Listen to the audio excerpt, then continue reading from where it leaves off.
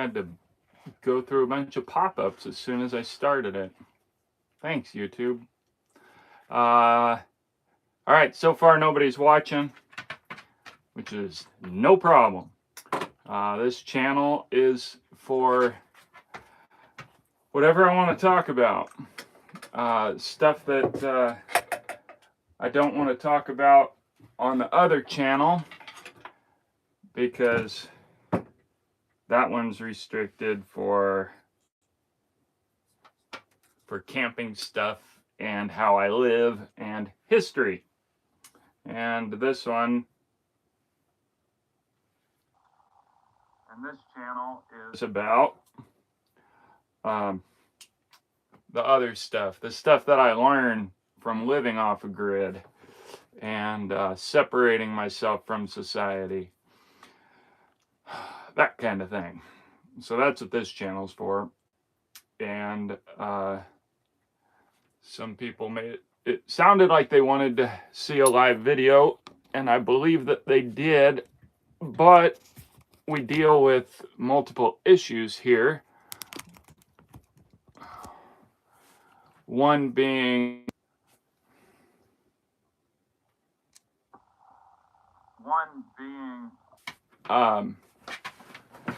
that it's hard to get notifications out there. I dealt with that on the other one, where people just don't get notifications and don't even know that the live stream is going. And second, I chose Saturday. Whoa, crap. I chose Saturday because that's when most people were available. So availability is the next one.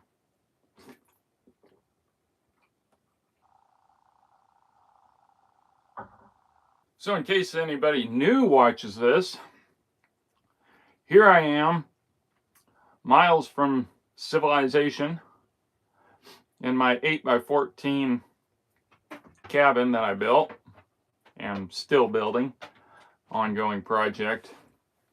And I'm miles away from civilization, both literally and metaphorically, as my eyes have been open to what civilization is, and then I make my intentional choices as to what parts I want to embrace and which parts I want to separate from. And have a clear mind. You get a foggy mind living out in town, and that's intentional. That's very intentional, keeping people's minds foggy. I once boxed, very little. I did a very little boxing, and in that little experience, I was doing pretty good, actually. My coach was excited to get me my first fight, and but he was a good coach, and he saw what I needed, so he threw me in the ring with this guy who was really good and scrawny. I mean, that's how you would think of him. You see this guy, you think, okay, this guy's a little scrawny guy. I'm 6 foot tall. He was probably 5.5 feet tall. And I'm thin, and he was thinner. And yet, the bell rang, and this dude came at me with combinations. Now, I wasn't a very advanced boxer at all. I learned to box by boxing my older brother. We would do it for fun. And this guy came at me with skill, and he was doing these combinations, and I never understood combinations. I had heard of them. And he got me up against the ropes. And now that's a bad place to be when you're boxing. And now there's a famous Muhammad Ali video where he is up against the ropes and he's dodging the guy, just playing with the guy. It's a phenomenal skill. So anyway, this guy got me against the ropes, and he was just having his way with me. He was just bam, bam, bam, bam, bam. And now I could also take a punch. I kind of liked getting punched. I didn't mind pain back then. Believe it or not, I was kind of tough. But this guy beat the snot out of me.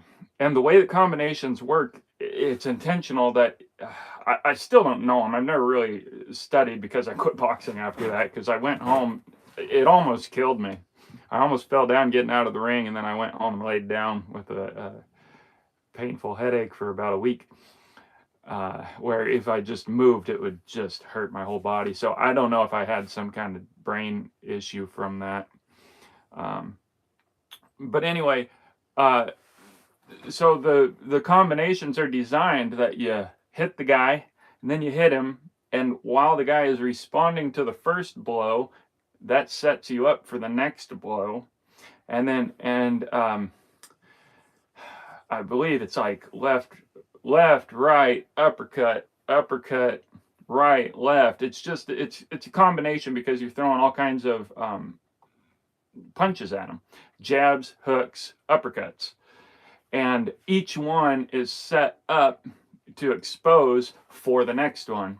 Like if a guy's blocking for a uppercut, then you hook him, and then he blocks for that, and then you can uppercut or hook from the other side. So it's all designed.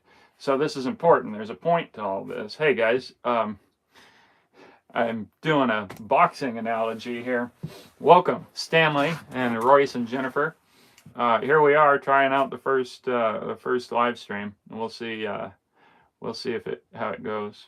So anyway, I'm talking about boxing and combinations, and how they're designed to get you responding too late. So you respond to one punch, and that opens you up for the next one. So then you respond to that one, and that opens you up for the next one.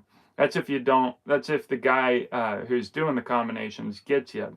Now, skilled boxers, that's the challenge, because a skilled boxer knows what's going on, so he doesn't fall for it, and then they've got their responses. So that's what's going on with boxing for the people who don't understand boxing, even more than I don't understand it. So anyway, it's all designed to keep the guy on the defensive, because if you're on the offensive, then you get to make the decisions, and that's fatal in combat, in war, in combat. You want to be the guy making the decisions and keeping the guy on the defensive. Now, why do I bring this up? Because that's exactly what's going on in society today. We get hit with these big news articles that take over. I'm talking about why in society it's designed to keep people confused and in a fog.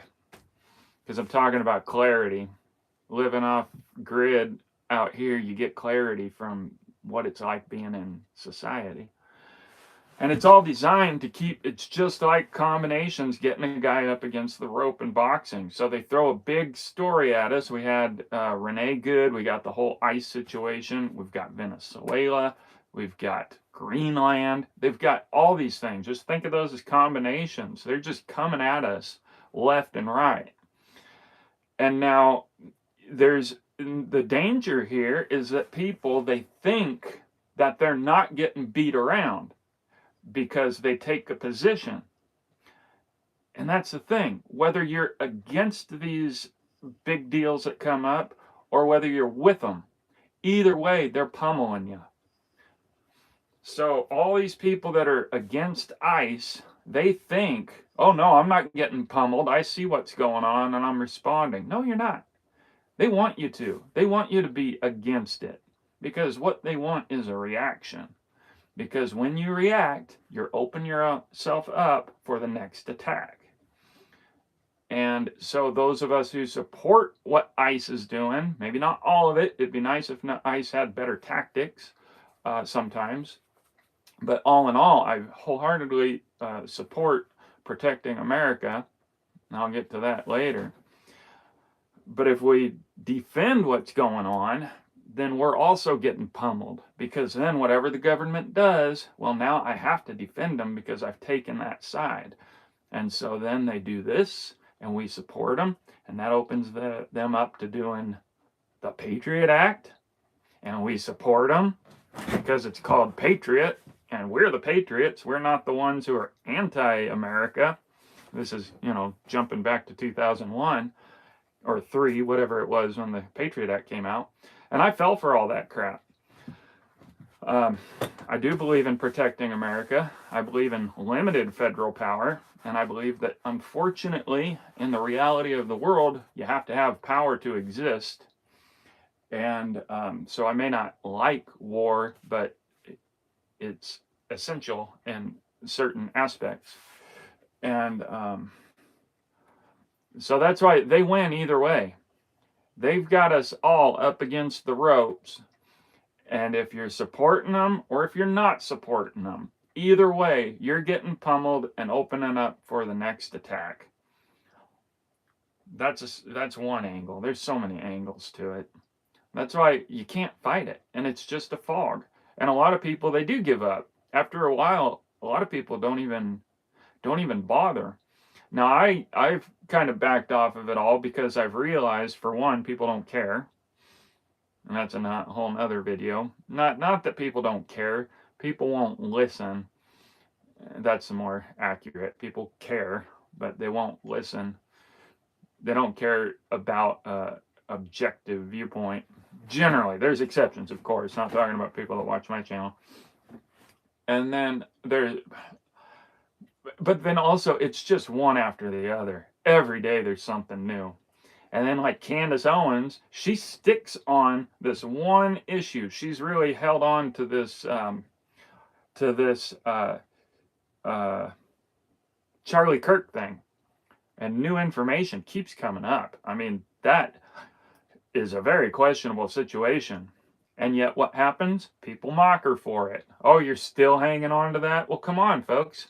That's what we need to do, is stick on one thing and quit letting them pummel us around up against the ropes.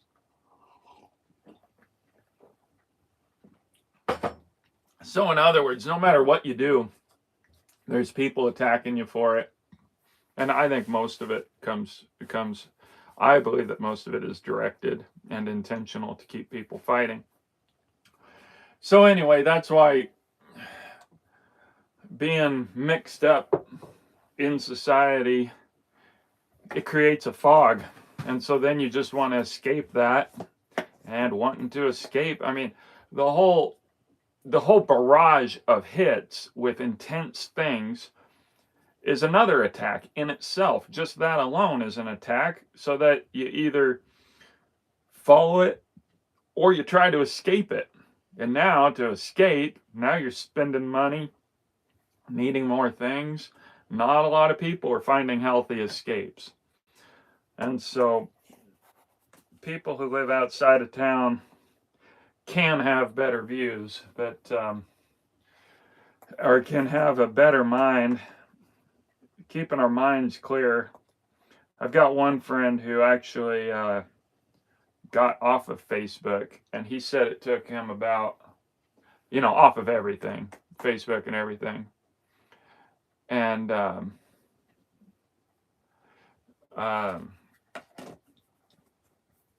he said it took about a month for his mind to clear up. And he said his mind has been working so much better since being off of social media. And I believe it. I've really tried to cut my stuff down to where I'm trying to do where I just post and respond to my posts. And that's been a big improvement. Because I've had a weird memory. I've lost my memory. And a lot of you who follow my live videos, you know I don't even try to remember names hardly, because they're just gone. And I mean, names, a lot of people forget names, but there's other stuff that that my memory is just not as good as it used to be, and I'm pretty sure it's from the barrage of information. So even living off grid here, the way the internet and our phones work, they get us no matter what. So anyway, yeah, Royce and Jennifer, I saw that you're traveling. I'm really curious how the winter is hitting everybody. I know Pennsylvania got about 5 inches, and they're supposed to get another foot. And really cold. Let's see, so we have you in our car. We're trying to travel to town, but where we live, we don't get our streets plowed or sanded. Oh my goodness. Be careful.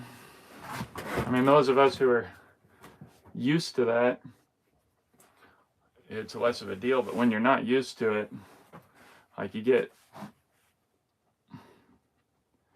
too close to the shoulder if the snow's deep and it can grab your front tire. You had ice for 2 days, then snow. Oh my goodness, that's right. You're getting tons of ice. Well, shouldn't even be going to town, in my opinion. But not to tell you what to do. But and I don't know what you're going to town for, but I'm fortunate that I don't have to go to town unless I want to. I was going to go to town yesterday. I was going to go to town today, but I don't think I will. But I got to go to town soon because I got to get some more hay for my horses.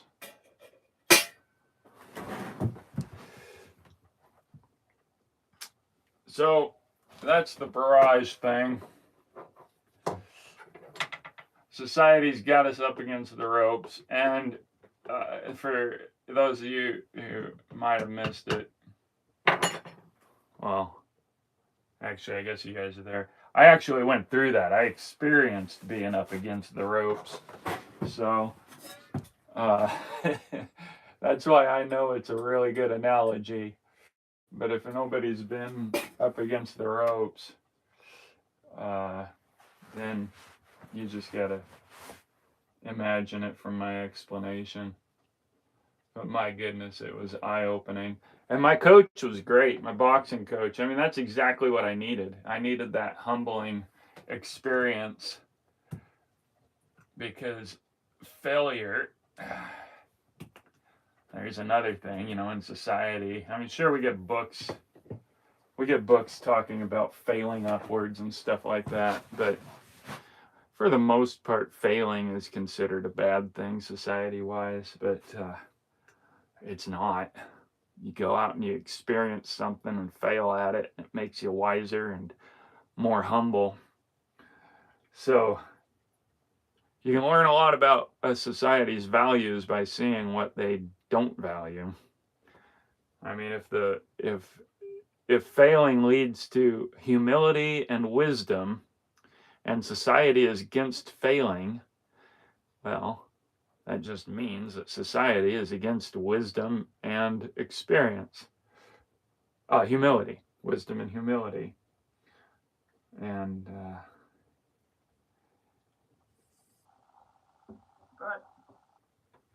the thing is, for getting a barrage, it doesn't affect people negatively who know themselves or who are really self-possessed. Probably a lot of us have met people like that here or there. Not saying it's me. I'm way more so than I used to be. But like I said, I had to move off grid to become self-possessed. And I've had some experiences that helped me see my progress, particularly the first trip to Texas, where I went from being the most alone that I'd ever been to the most around people that I'd been in years. And so it was neat to see how I had changed, to be put in that experience and see how I had developed in a positive way. But if you're not self-possessed, if you don't know yourself, then society really does have its way with you, again, like getting you up against the ropes. Not you, but the metaphorical person. And that's part of it. They don't want us to think, they don't want us to be confident, they don't want us to know where we stand or to have a stance. And I wouldn't be surprised if these ICE guys were told to do the stuff that they're doing, or not told, but encouraged because they want more commotion. I wouldn't be surprised. I'm not saying that's it, but I like to consider every angle because, both of those situations, there, the two shootings that we've got, the Renee Good one and then the one that happened like yesterday, both of those are are done in such a way where it's easy to take a side.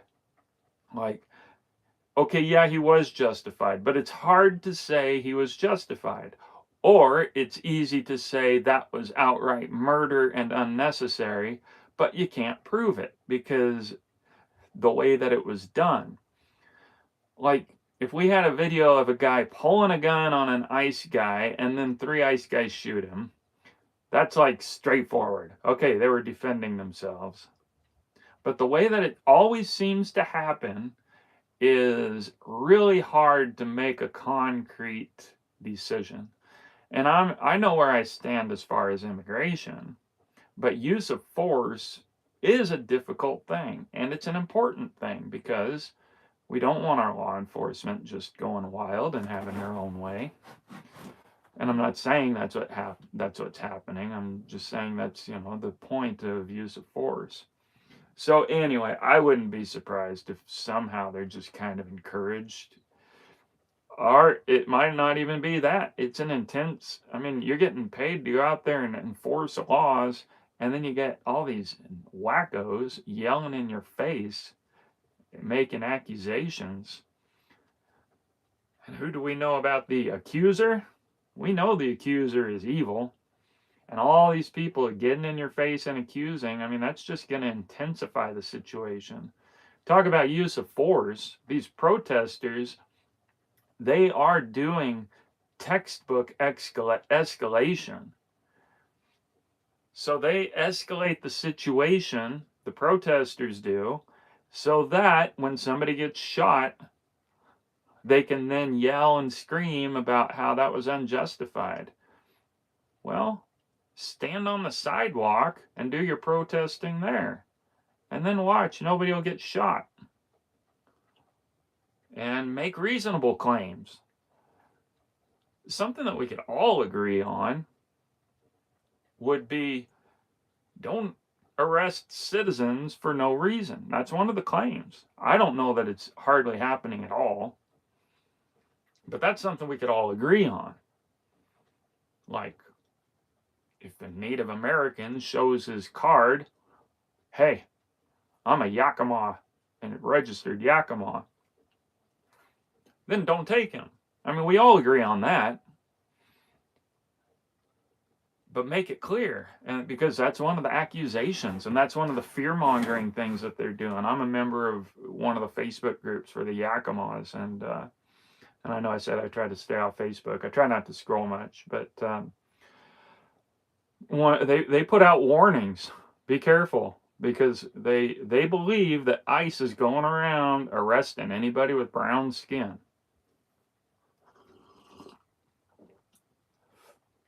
One guy posted about it. I said, well, where's the proof for that? And he gave me a link that said 170 people were detained. It said 20 of them were held for a day without being able to communicate with anybody. Okay, so 20 people held for a day. We don't know why they were grabbed. So there you go. There's a little bit of doubt. And then it said 120. It only accounted for 140. It didn't say the other 30. It said 120 were arrested for agitating. So here's this guy's claim saying that all of this activity is justified because ICE is snagging U.S. citizens. And then when you look at the numbers of the link that he provided, this is what he's going off of. It says 120 of them were arrested for interrupting the process. So nothing wrong with that. That's what our law enforcement is for. And then 20, it said, were held for a day.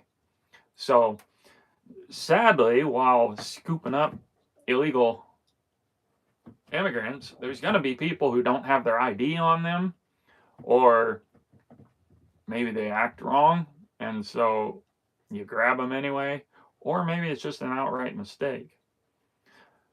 Now, why did I get into that?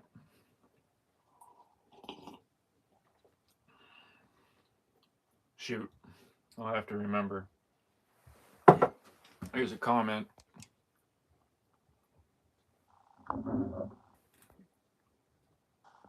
Yeah, the snow is beautiful. I kind of wish we'd have it here, but the ice was beautiful. We had all that ice from the fog. Talking about getting off Facebook, Royce was able to, but I have to be on it because that's how the schools communicate now. So if you aren't on social media, you don't, wow, don't know what's going on. Figures that the government would be encouraging Facebook use. I mean, they could do it. Good gosh. But yeah. Well, anyway, you could set it. I think you could set it to where you just get notifications of them or whatever. I don't know. But yeah, it's healthy to get off of Facebook for sure.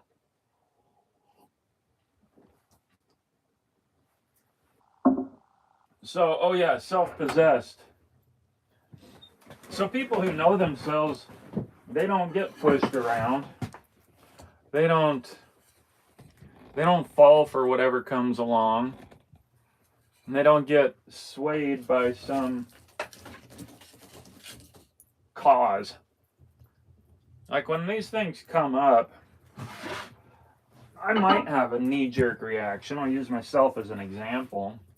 Like there's a lot of times where I will have a knee-jerk reaction, but I catch myself and I realize, oh, I haven't really looked into this yet. And that's why I asked that guy. My response is, okay, what's your evidence for what you're claiming?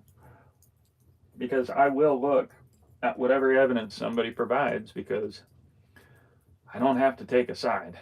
I don't have to be quick to make a decision because I know who I am. I know I'm just one voice. And me having an opinion about Renee Good isn't gonna be really pivotal. And okay, well, we live in a democratic nation, which is true. Public opinion does matter, but not in a day. I can form my opinion in a month and nothing's gonna change. If everybody took a month to make their decisions based on these things, to look into the information, well, they'd have to change up their tactics big time.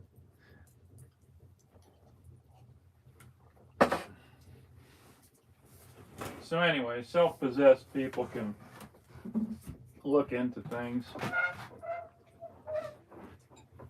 Have to know who you are. But just like that, we got to know who we are as a nation. Because if we don't know who we are as a person, you get pushed around. If we don't know how we are as a nation, then we get pushed around. Because that's what everybody wants to talk about, is this is what America is supposed to be. That's one of the battle cries of the wackos, is claiming that the don't tread on me people are now in favor of government oppression. That is just an ignorant claim. And I've posted about that one. And the don't tread on me people, it's not that they don't believe in government, it's that we believe in small government. Like we believe that our borders should be protected and the country should be protected. But even more than that, if we don't agree on what America is, and then we can't agree on what's going on. That's knowing yourself. If we don't know who we are as a nation, and this started from the beginning, guys, this is an ongoing issue that if we could have discussions, maybe we could solve it. Then maybe we could solve this issue. But this was from the start. It's why the Federalist Papers were written. Because while the federal group the founding fathers that were pro-federal government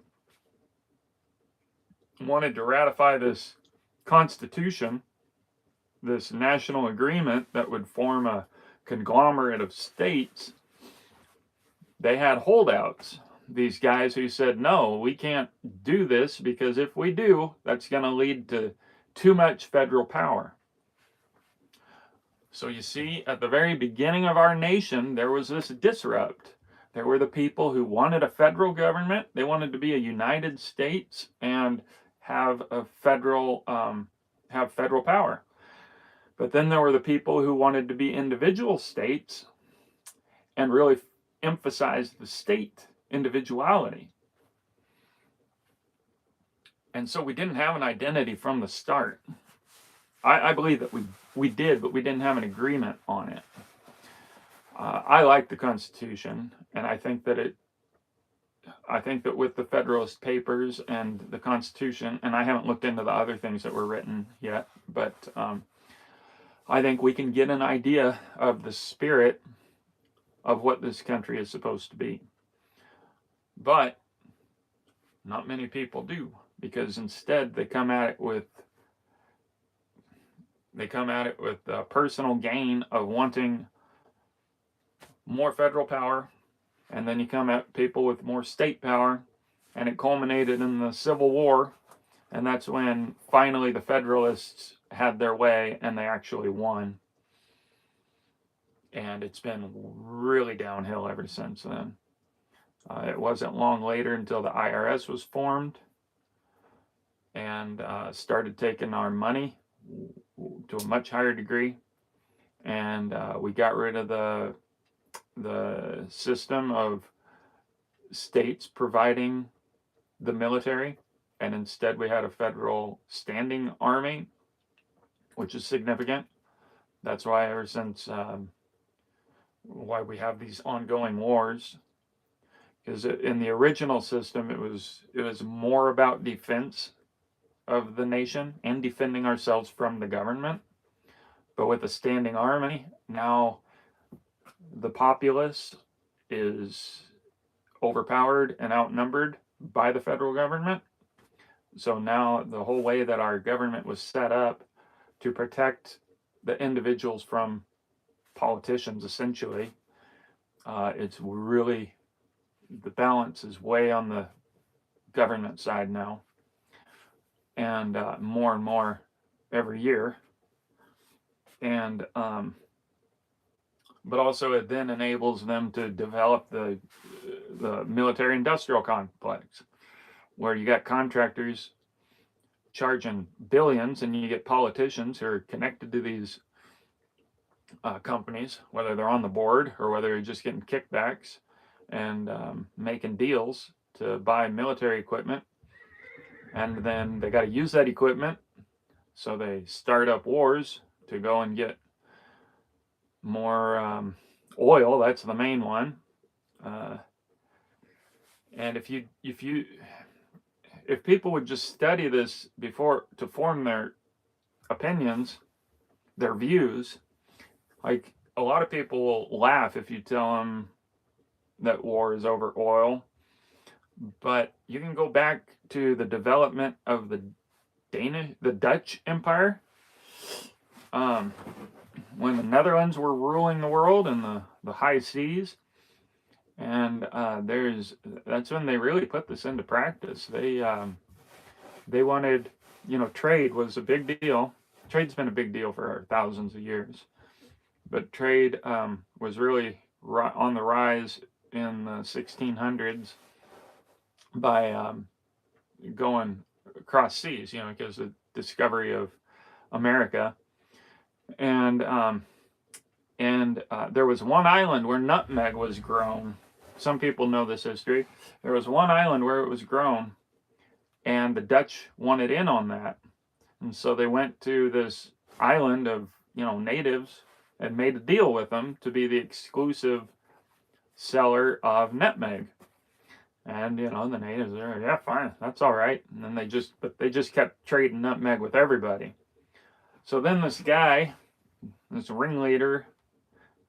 Dutch ringleader, he said, okay, here's what we need to do. Go wipe out that tribe that is controlling the nutmeg um, production, and put in one of their competing tribes in power, and then they will trade with us exclusively. So that's what they did. They went and massacred a whole tribe to gain control of the nutmeg trade. And after that, they controlled it. Nobody else could get nutmeg. It was a regime change. Same thing. We're talking. I think that was like around 1650, and we're seeing the same thing. And just imagine how much better they get at it after 400 years of practice. So, Stanley York says, I would not want kids in public school. Me neither. Public school is just horrendous. I could talk on that one. And yet, Christians and conservatives keep sending their kids to public school. I know there's exceptions. It can be done, or there's small town schools that aren't as bad, or if parents are really involved with their kids. But for the most part, it's just, especially college. I mean, good grief. You learn so much about social coercion just watching school, and then you see the same patterns in society. People don't grow out of that stuff. Jennifer, I think it is, typing. Yes, if I was able to be a stay-at-home mom and educate my kids, I most definitely would. Yep. And there again, they put the pressures on us. They used feminism to get women to go to work and leave kids at home. That was when I was a kid. They were really ranting and raving about how great it is for wives to go to work. And I was too young. We needed our mom at home, but she went and got a job, and I experienced it. And then as I grew up, I realized what was going on, because they pressured all these women. Not pressured them. They dangled a carrot of lies, telling women how great they're going to be if they get a job, and how much better off everything is. And now it takes two parents working to barely scrape by. But it's all about separating kids from parents. And I mean, when you look at this stuff, when you see the big picture, it's just so clear. I'd have to go on and on. I'm all about old-time traditions and traditional marriage. Yeah, it's better. I mean, men can always be better. And yeah, there were some valid complaints about men being in charge, but the way that you fix something isn't to chew it up and throw it out. You look at the problems and attempt to fix them. And like prohibition, drinking was a legitimate problem, from what I hear. I mean, drinking is bad. It doesn't seem like it's as bad these days, but alcoholism was pretty bad. And so the feminists orchestrated the prohibition, and that's not a solution. Like, you don't make things better by outlawing it. You make things better by changing people inside. You make people better people. And that's why I'm not into feminism. I'm into women being protected and everything being better, but I'm not into feminism. Because feminism, the way I say it is, I don't support anything where you have to stand on other people's heads to elevate yourself. And that's what feminism is all about, is tearing down, so that they don't want to rise up in greatness. They want to tear everything down so that the low level they're already at stands out. And then they try to associate feminism with women, that if you don't support feminism, you don't support women. Well, it's actually the other is true. If you support women, you don't support feminism, because look at what they've done to women. They've even attempted to abolish the idea of women. All right. Anyway, man, it's my intention isn't to talk directly about issues that are going on, because that's not the issue. The issue is that we don't have a agreement on what America is or what it's supposed to be. And so when these issues come up, we're frazzled. People coming at it with all these individual views, which is fine. That's what America is for, is individuality. But if we can't agree on what we're protecting, then of course we're all going to have different views. And along those lines, there's always going to be people attacking the superpower. That's why I definitely believe in having a federal government, and its role is to protect the United States. Because I don't understand anarchism. I've asked people, and they just smart off to me when I ask them a genuine question, like, how is anarchism supposed to exist when, say, China sees America without a government, and they say, all right, easy pickings. That's why I'm libertarian. I believe in a small government. I don't know if I'm completely libertarian, but that's probably where I best land. I believe in a small government, and its role is to defend us and protect us, because somebody will come after us. And now the thing is, there's frontal attacks. That's like violent, obvious attacks. But then there's also the subtle attacks that you get surprised by. And that's war tactics is a fantastic subject, whether you're reading about Geronimo or reading about Napoleon or reading about Scipio, whatever his name was, from Rome, Alexander the Great. War tactics are phenomenal. And there's some of the best ones are the ones where great wins, decisive wins, are done with hardly violent means. I don't remember the story very well, but Lawrence of Arabia, it's a great example of this, where he disabled a military because they had to run their supplies over one railroad across a desert. I don't remember the story very well, but the gist of it, I know enough of it. They had to run all their supplies across the desert on one railroad. And he noticed this. He found that out through recon, through information. So he did his research, and they found that out. And so they disabled this train track. And he immobilized the entire army, and they were able to capture him, get him surrendered, without even bloodshed.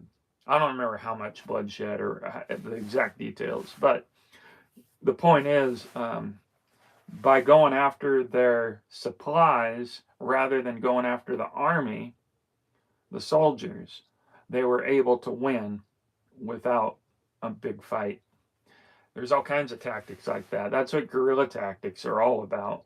That's how the Viet Cong were able to fight us off in Vietnam. That was a nasty war. And the Viet Cong, from what I've heard, were a real strong opponent, because they had all kinds of tactics. For one, they had the home field advantage, so they knew where they were, and they were defending their home, so they had that to help them. um, where our soldiers were. What I've heard is that it came down to just trying to keep your brother alive, which is also a motivation to fight. But people who are defending their home is a pretty strong motivation. And so, and they came up with all kinds of tactics because, you know, they didn't, they weren't an army sent to fight. They were farmers and family people fighting. I don't know a ton about the Viet Cong, but it wasn't exactly America versus communism.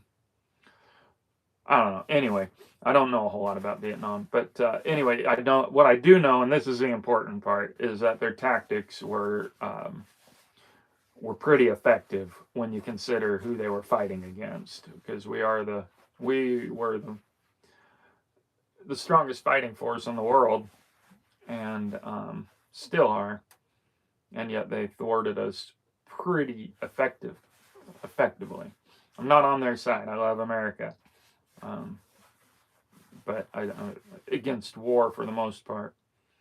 But anyway, guerrilla tactics is the point, and so there's this thing called the Rules of War that Sun Tzu or Lao Tzu, I think it was Sun Tzu, wrote. He wrote the Rules of War, and I believe that they're well respected by everyone. And one of them was, talking of guerrilla tactics, is exploit your enemy's weakness. Exploit your enemy's weakness. And before we go on to that, yes, Stanley was talking about the Vietnam War. Yeah, it was a war we couldn't win. And I think they knew that. I had some guy telling me that on Facebook, moron, saying, you guys aren't the most strongest fighting force. You couldn't even win this war. I'm like, dude, they didn't want to win. It's the military-industrial complex. They're trying to make money by using missiles. You can't get contracts to sell missiles when you got a storehouse full of them. You got to go out and use them. And so yeah, it was a war we couldn't win. I don't even think it was a war that they intended to win. I don't believe. Same with Afghanistan. And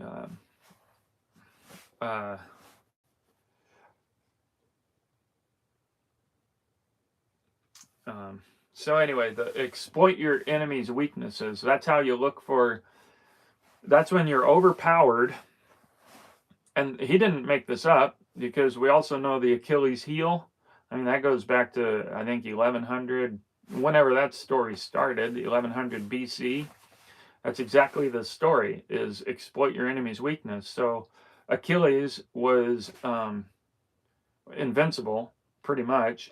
He had armor that made him invincible, if I remember right. But his Achilles heel was revealed. Now, all these soldiers were fighting him head on. So they come at him with a sword. We can't beat him. He's too strong. He's just too his defense is too impregnable. But then you got one guy who's looking from a distance and sees that his armor isn't covering his heel, and he's got a bow and arrow. So he comes at him not with brute force, but he comes at him thinking, looking for a weakness, finds the weakness, and he exploits it by using an arrow. And that's how Achilles died. And that's used ever since then. And the same thing is that Sun Tzu numbered out the rules of war: exploit your enemy's weakness. Now, how is that relevant to America? People don't realize that this immigration thing is a form of war. It's a active war. Because when you look at America, we've got an incredibly trained military. That's one of the benefits of these ongoing wars, is that our military gets trained. like the way that we fought in Iraq at the beginning versus how we fought it at the end, night and day difference. Because we went into Iraq with like Vietnam strategies, what we learned from Nam, I think it was, and then and fighting the Iraqis and then fighting the Afghanistan was way different, and they had to develop these tactics where they got to, instead of like high firepower where you're shooting against an army, you're shooting about you're looking for like 3 guys or 4 guys that set an IED. So you're driving along, a bomb goes off, and you got to find these 3 or 4 guys amidst all these civilians. It requires different tactics. So the way that we started the war, we developed way different techniques, way effective techniques by the end of the war. And so that's like I say, the benefit is you've got a well-trained military by having all these ongoing wars. And so when you're looking at America, let's say that you're a country that wants to take down, or let's say that you're a wealthy communist with billions of dollars and you want to take down America. Well, you're one guy, but you says, what's my strength? Well, you got billions of dollars, so it must be smart. And you got billions of dollars, so you can use it smartly.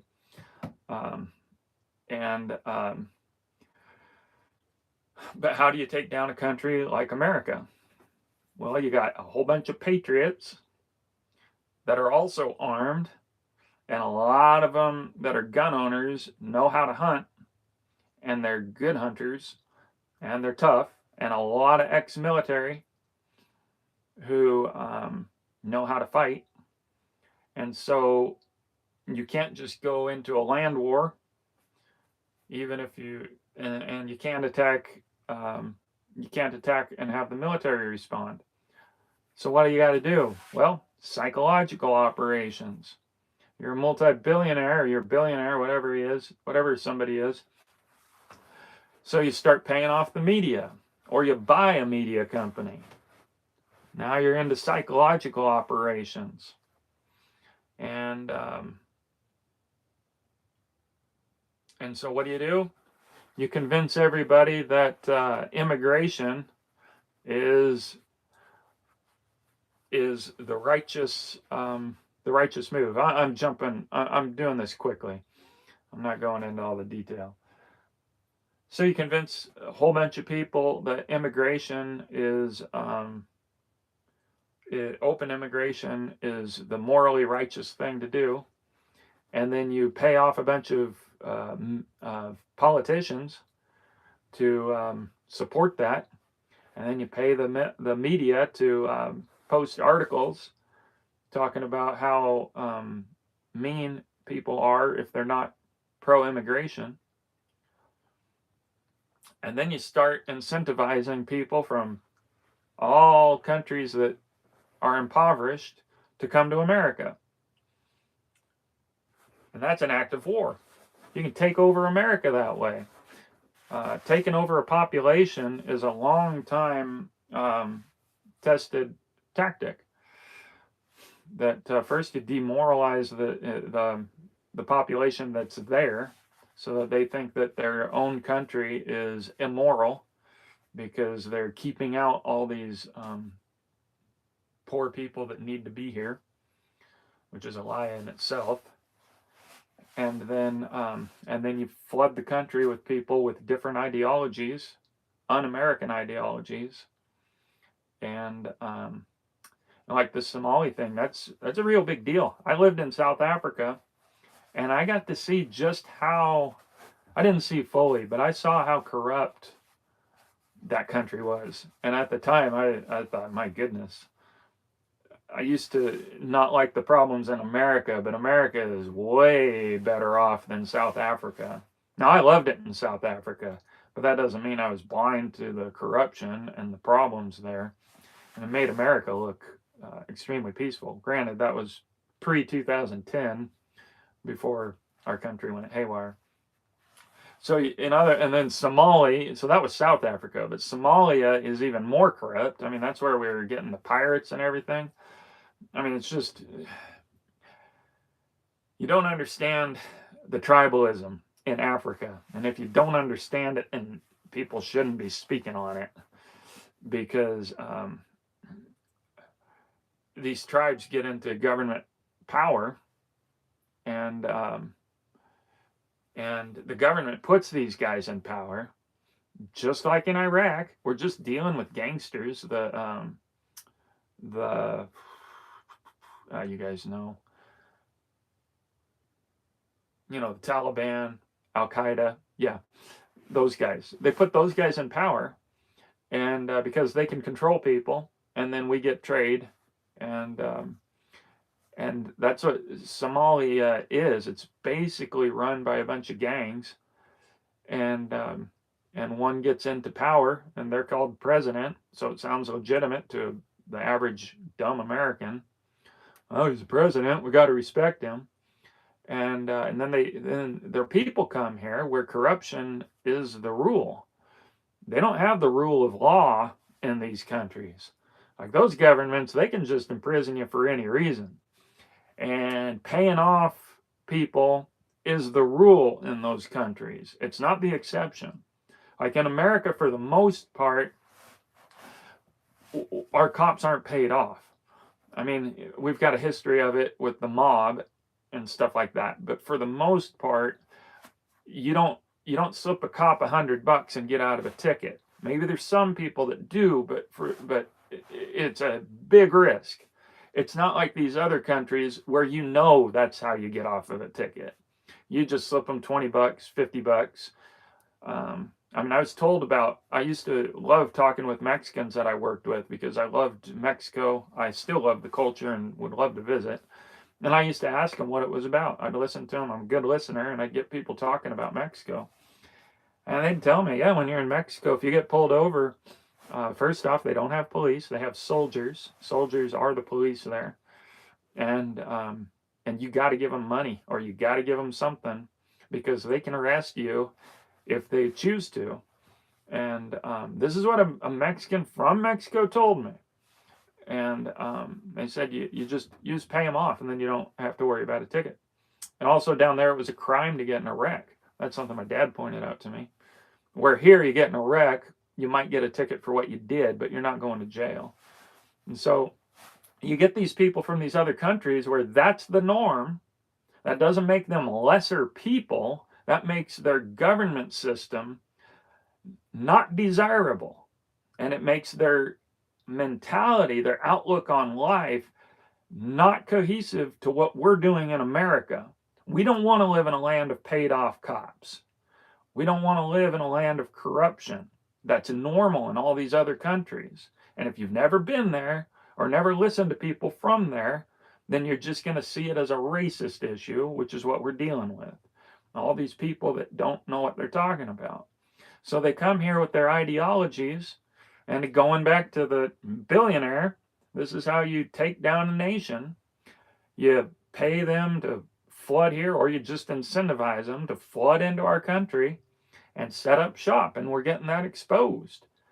Minnesota, we found billions of dollars in fraud that the Somalis are setting up.